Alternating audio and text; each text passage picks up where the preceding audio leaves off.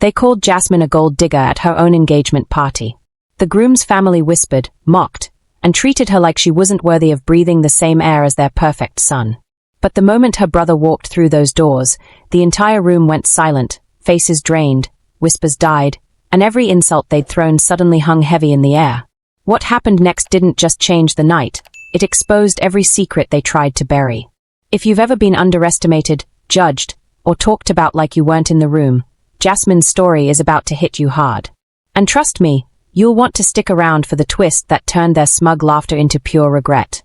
Jasmine Rivera stood in front of her bathroom mirror, hands trembling as she fastened the clasp of a delicate silver necklace, the only jewelry her mother left her before she died. The dress she wore was from Macy's, saved for over 2 months from her $43,000 a year teaching salary. She'd ironed it 3 times that morning. Tonight was her engagement party.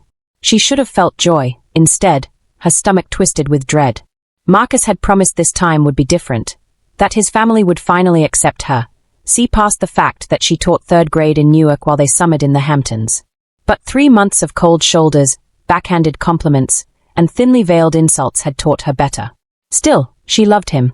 That had to count for something. Across town in Greenwich, Connecticut, Patricia Montgomery stood in her walk-in closet, selecting the perfect weapon, a cream Chanel suit that screamed old money. She checked her reflection, then her bank account, the one showing 3 months of missed mortgage payments. Her son was about to marry a nobody. A public school teacher with no family money, no connections, no value. Patricia had tried reasoning with Marcus, then manipulating him, even reintroducing him to Sophia Pemberton, his ex-fiancée, a banking VP with the right pedigree and portfolio. Nothing worked. So tonight, she'd make Jasmine understand she didn't belong. The Montgomery estate glittered under December twilights. White lights wrapped around every column, champagne flutes sparkled on silver trays, guests in designer gowns laughed too loudly. Everything perfect, polished, performance. Jasmine arrived alone. Marcus was running late from work. She handed her keys to the valet, cheeks burning. She'd never used valet service before. Victoria, Marcus's sister-in-law, spotted her first. "Oh, sweetie, didn't you get the dress code update?" Her smile was sugar-coated venom. "We changed it to black tie this morning." Jasmine looked down at her cocktail dress, then around at women dripping in silk and diamonds. Her heart sank. This was intentional. Jasmine forced herself to step inside. The marble foyer stretched endlessly. Crystal chandeliers cast shadows that felt like judgment.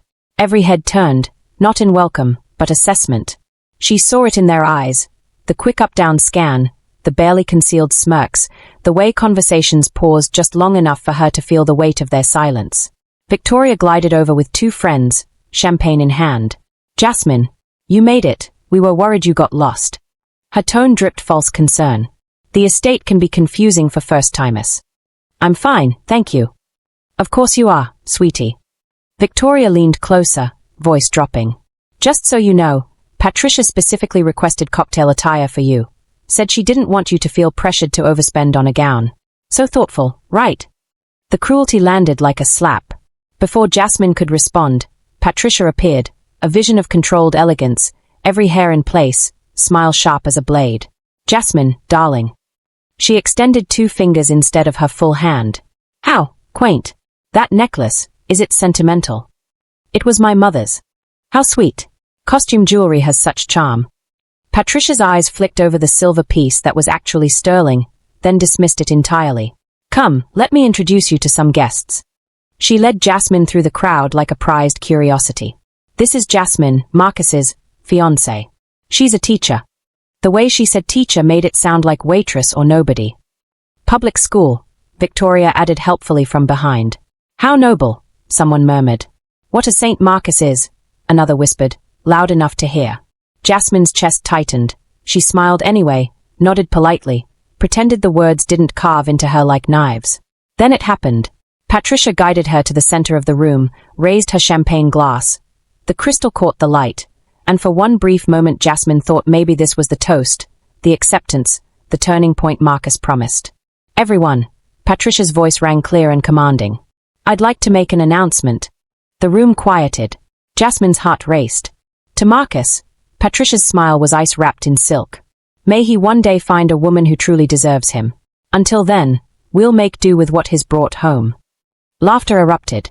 Not polite chuckles, full, genuine laughter that filled every corner of the room. Jasmine stood frozen, the sound crashing over her like waves, drowning her where she stood. Her vision blurred. Her hands went numb. She searched desperately for Marcus. Where was he? Marcus stood near the bar, laughing with his college friends, oblivious, comfortable, completely unaware his mother had just destroyed his fiancé in front of 50 people. Jasmine's feet moved before her mind caught up. She crossed the room, each step heavier than the last, until she stood beside him. Marcus. He turned, smile still on his face. Hey babe, I was just telling everyone about. Your mother just humiliated me. His smile faltered. What? She made a toast, said you deserve better, that they are making do with me. Everyone laughed. Marcus glanced around. His friends suddenly found their drinks fascinating. I'm sure she didn't mean it like that, he said quietly, voice tight. Mom has a dry sense of humor. Humor? Jasmine's voice cracked. Marcus, they've been torturing me since I walked in. Victoria told everyone you changed the dress code so I'd show up wrong. Your mother called my necklace costume jewelry. And you, her voice broke, you weren't even there. I'm here now. You're 3 hours late to your own engagement party. Work ran over, I told you. You're always working over when it's your family. But you've never once been late to mine. Marcus's jaw tightened. He set his drink down harder than necessary. That's not fair. You know how demanding my job is. I know how demanding your family is. I know they don't want me here. What I don't know is why you keep pretending they'll change. They will. They just need time to adjust. Adjust to what? Me being poor. Me not going to Yale. Me teaching kids instead of running hedge funds. Jasmine, please. Marcus glanced around nervously. People were starting to notice. Can we not do this here? Where should we do it? In private where no one sees how they treat me. You're being dramatic. The words hit like a physical blow. Jasmine stepped back, studying him as if seeing clearly for the first time. The way he couldn't meet her eyes, how his shoulders curved inward, the subtle shift of his body angling away from her and toward his friends. He was embarrassed. Not of his family's cruelty, of her reaction to it. I need air, she whispered. Jasmine, wait. But she was already walking away, past the champagne towers and designer dresses, past the whispers that followed her like smoke, out onto the terrace where December cold bit through her thin dress and finally, blessedly, she could breathe. The terrace overlooked the Long Island Sound, water stretched black and infinite under a moonless sky. Jasmine gripped the stone railing, knuckles white, trying to hold herself together. Rough night. She turned. A woman stood in the doorway, stunning in emerald silk, blonde hair swept into an effortless updo that probably cost more than Jasmine's monthly rent. I'm fine. You're clearly not. The woman stepped closer, heels clicking against marble. I'm Sophia. Sophia Pemberton. The name landed like a grenade. This was her, the ex-fiancée, the one Patricia kept mentioning, the woman Marcus was supposed to marry before he made the mistake of falling for a teacher. I know who you are, Jasmine said quietly. Then you know I'm not here to make your night worse. Sophia leaned against the railing beside her, close enough that Jasmine couldn't leave without being rude. Patricia invited me, didn't tell Marcus, of course. She thought my presence might remind him of what he's giving up. And is it working? Sophia laughed, not cruelly, but genuinely. God, no. He barely looked at me. Kept asking where you were. Jasmine's throat tightened. He has a funny way of showing he cares. He does. Sophia's voice softened. Marcus has always been weak when it comes to his family. That's why we didn't work. I needed someone with a spine, and he needed someone who'd never challenge his mother. Why are you telling me this? Because you deserve to know what you're marrying into. Sophia turned to face her fully. Patricia will never accept you.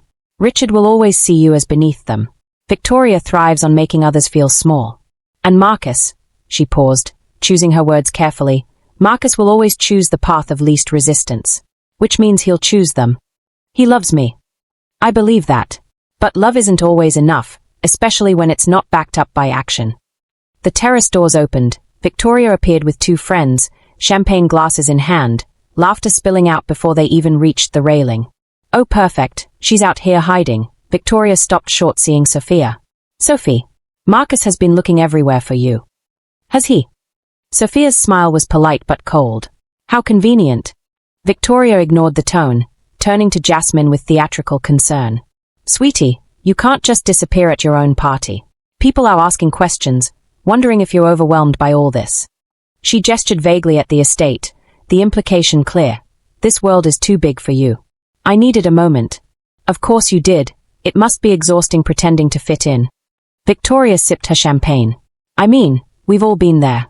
First time at a real society event. Terrifying. Her friends giggled. Sophia's expression hardened.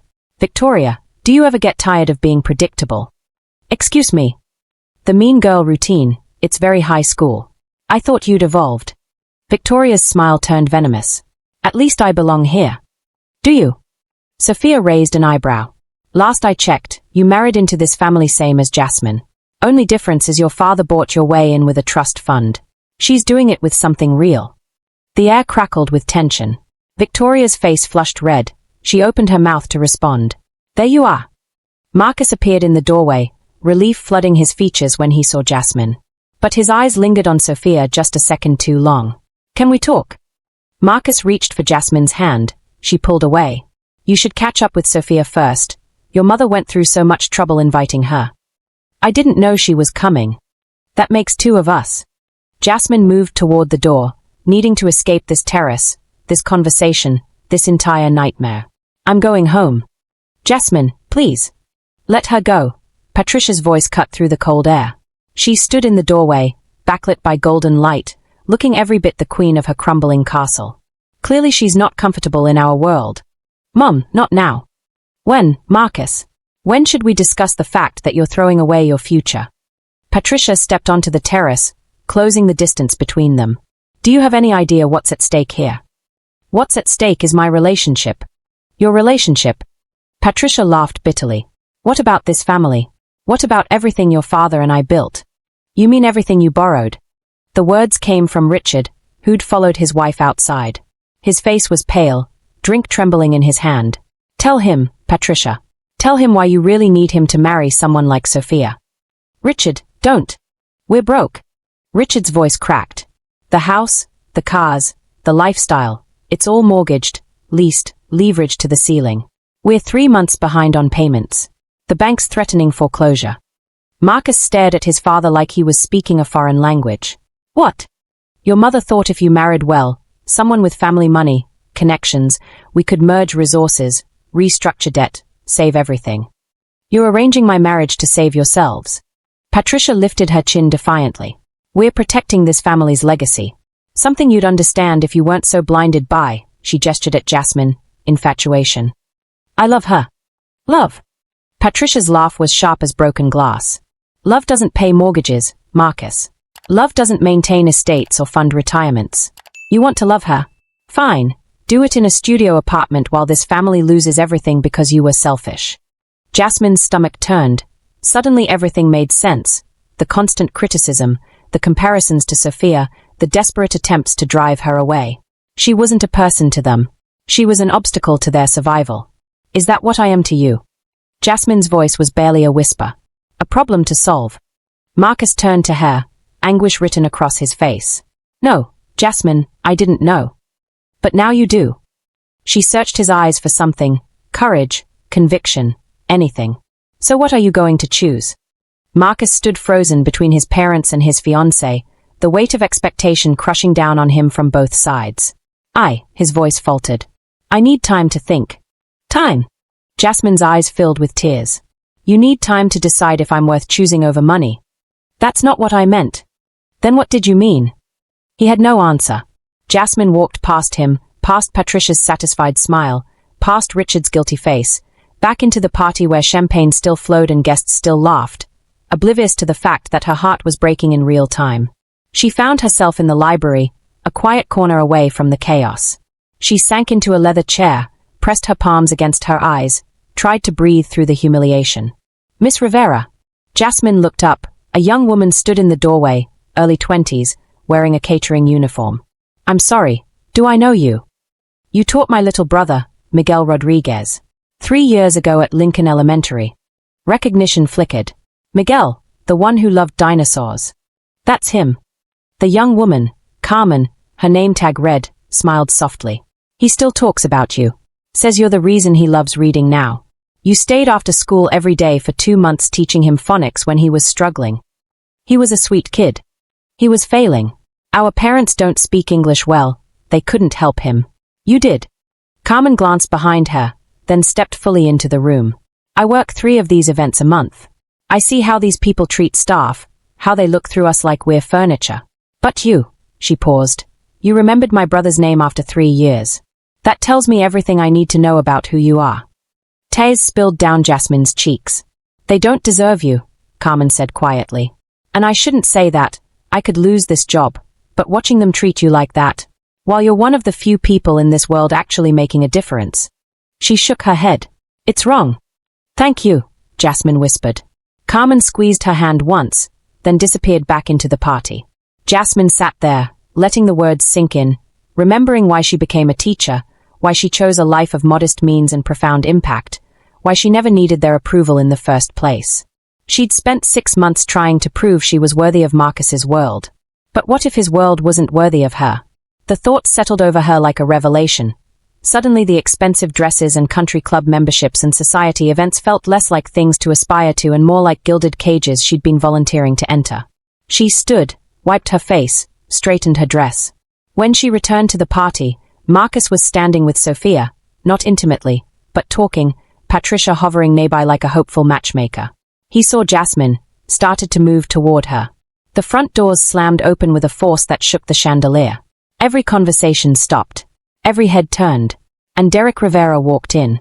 Jasmine's older brother, who she'd kept carefully separate from this relationship, who she'd asked not to come tonight because she wanted Marcus's family to accept her for herself, not for her brother's money or power. Derek, whose net worth made the Montgomerys look like they were playing dress-up in borrowed clothes. His eyes scanned the room, landing on his sister's tear-stained face, the red wine still visible on her dress from Victoria's earlier accident. The way she stood small and diminished in a room full of people who'd spent the evening making her feel worthless. Have you ever had someone show up exactly when you needed them most? Drop a comment below. His expression went cold. That's my sister you're staring at. Derek's voice cut through the silence like a blade. The room remained frozen, champagne glasses suspended mid-air, conversations dying in throats. Victoria was the first to recover. Excuse me, but this is a private event. I know exactly what this is. Derek moved through the crowd with the kind of confidence that comes from owning rooms far more powerful than this one. I've been watching through those garden windows for the past 20 minutes. Saw the toast. Saw the wine. Saw my sister standing alone while her fiancé chatted with his ex. Patricia's face drained of color. Mr. Rivera. You know who I am. It wasn't a question. Richard's drink slipped from his hand, shattering against marble, crystal and bourbon spreading like a guilty conscience across white stone. Oh God, Richard whispered. Derek Rivera, CEO of Rivera Global Holdings. The whispers ignited like wildfire. That's her brother. Rivera Global, they hold our mortgage. Didn't Richard apply for an extension? 3 times, Derek confirmed, eyes never leaving Patricia's face. I kept wondering who the Montgomerys were. Thought the name sounded familiar. Then my sister started dating your son, and I made the connection. He pulled a leather portfolio from inside his coat, opened it with deliberate care. Fascinating reading, really. Mortgage 3 months past due. Credit lines maxed. A rather desperate attempt to marry your son off to Sophia Pemberton, whose family, conveniently, owns a private equity firm that could restructure your debt. He looked up. Did I miss anything? Patricia opened her mouth. Nothing came out. Marcus stepped forward, face pale. What are you talking about? Your family's broke, Marcus. The house, the cars, the designer clothes, all borrowed money they can't pay back. They needed you to marry someone who could save them. Derek's gaze shifted to Sophia, who'd gone very still. No offense. None taken, Sophia said quietly. I suspected. Jasmine didn't. Derek finally looked at his sister. His expression softened for just a moment.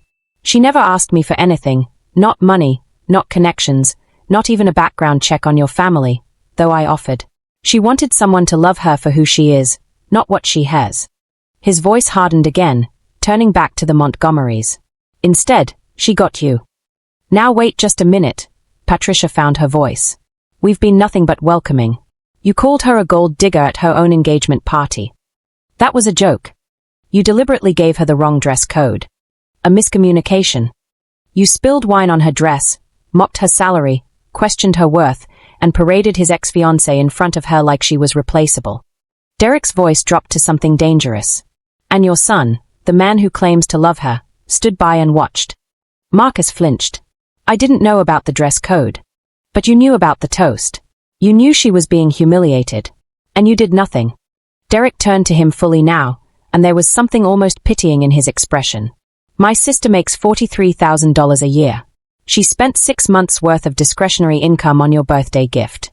She learned your family's recipes, tutored kids for free instead of spending weekends with you, bought a dress she couldn't afford to try to fit into your world. He paused. What did you sacrifice for her? Marcus said nothing. That's what I thought. Derek looked around the room, at the guests who'd laughed, the family who'd orchestrated, the fiancé who'd failed. I'm calling in all your loans. Foreclosure proceedings begin Monday. 30 days to settle your debt in full. Patricia gasped. Victoria started crying. Richard sank into a chair like his legs had given out. Unless, Derek's eyes found Jasmine, still standing silent, tears streaming down her face. Unless my sister tells me there's something here worth saving. Every person in that room turned to her. The girl they'd called a gold digger. The teacher they'd treated like dirt. The woman who suddenly held their entire future in her hands. Jasmine walked slowly toward Marcus. The room held its breath. She stopped in front of him, looked up at the man she'd loved for 6 months, the man who'd promised his family would accept her, the man who'd asked her to be patient while they made her feel worthless. Did you know? Her voice was barely a whisper. About the debt? No, I swear, I didn't. But you knew they didn't respect me. You knew they were cruel. And you asked me to try harder, dress better, be smaller. Her voice broke. You asked me to change everything about myself except the one thing that actually needed changing, them. Jasmine, please. She removed her engagement ring, the one he'd proposed with on a rainy October evening that felt like a lifetime ago, and placed it in Patricia's trembling hand. Sell it. You need it more than I do. The ring sat in Patricia's palm like an accusation. She stared at it, unable to speak, unable to process that the woman she'd spent months trying to destroy had just become her only hope. Marcus reached for Jasmine. Don't do this. We can fix this. Fix what, exactly? Jasmine's voice was steady now, stronger.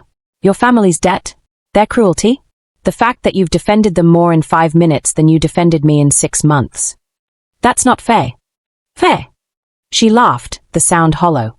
You want to talk about fair? I gave up weekends to make your mother's favorite recipes so she'd like me.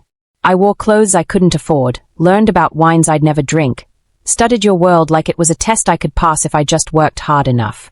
Her voice dropped. But the only test that mattered was whether you'd choose me when it got hard. And you failed. I was trying to keep the peace. By sacrificing me. The words hung in the air, undeniable. Victoria stepped forward, mascara running, voice desperate. Jasmine, please, we have children, we'll lose everything. You should have thought of that before you poured wine on my dress. It was an accident. It wasn't. Jasmine turned to face her. Nothing tonight was an accident. Every insult, every look, every whisper, it was all designed to break me down until I left on my own. So you wouldn't have to be the bad guys who drove away your son's fiancé. She looked at Richard, slumped in his chair. You raised a son who thinks love means never having to stand up for someone. To Patricia, you taught him that cruelty is acceptable as long as it's wrapped in good manners. To Marcus, and you let them. Derek watched his sister with quiet pride. She'd never needed rescuing. She'd needed someone to bear witness to her strength. Jasmine, Marcus's voice cracked. I love you. I know. She smiled sadly. But love without respect is just pretty words. And I'm done accepting pretty words from people who treat me like I'm worthless. She walked to Derek, took his arm. 30 days, Derek repeated to the room. Use them wisely.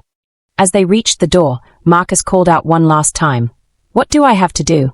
Tell me how to fix this. Jasmine paused, looked back. Learn to be the kind of man who doesn't have to ask. Then she walked out, leaving behind the ring, the relationship, and the people who never deserved her in the first place. 6 months later, spring had come to Newark.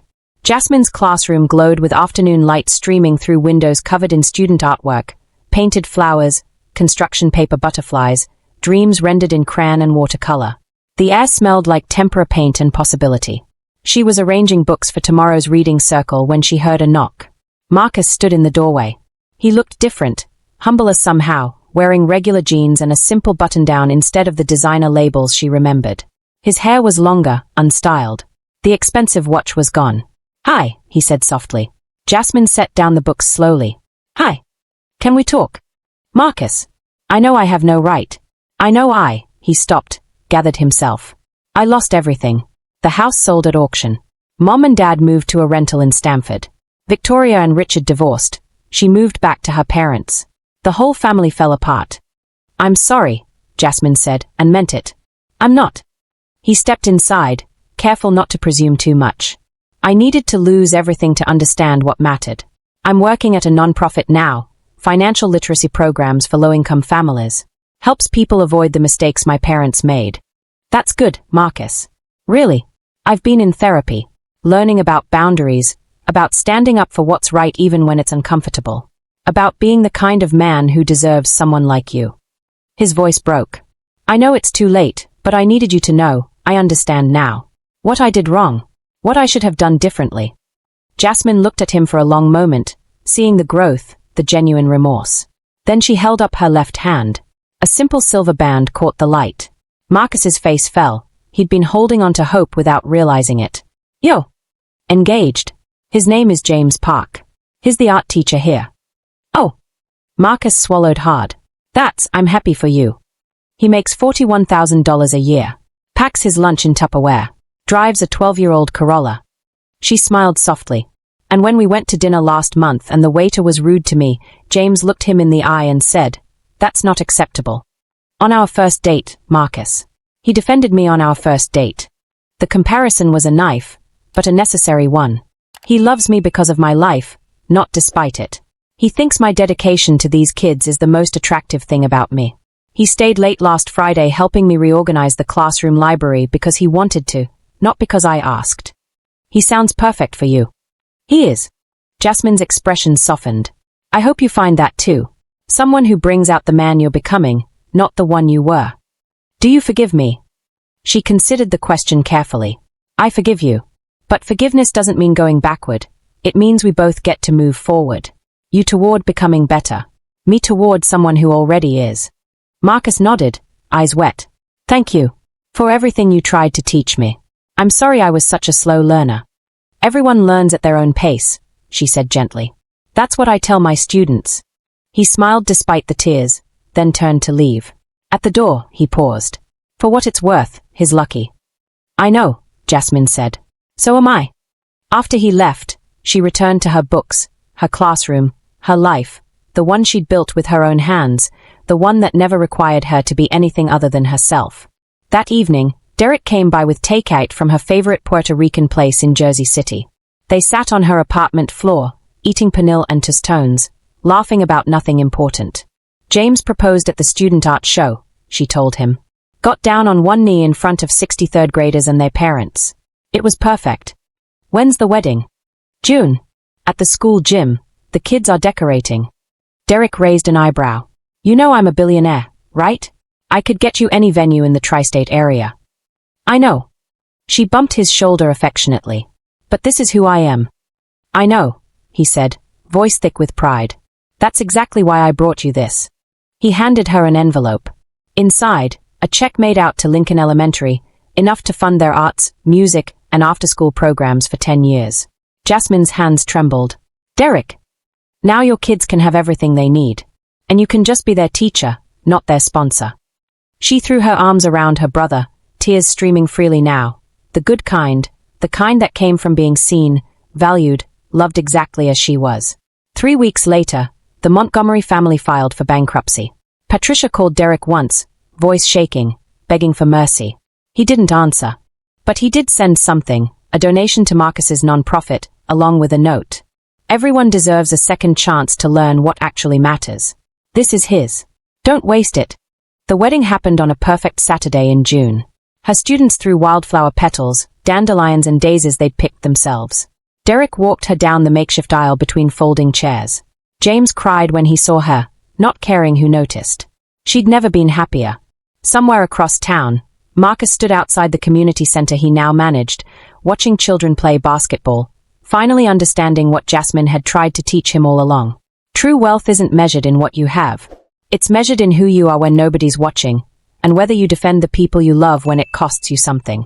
He'd learned the lesson too late to keep her. But not too late to become the kind of man who'd honor what she'd taught him. And that, at least, was something. If someone showed you who they really were when it mattered most, would you give them a second chance or walk away? Let us know in the comments. Your story might help someone else make the right choice.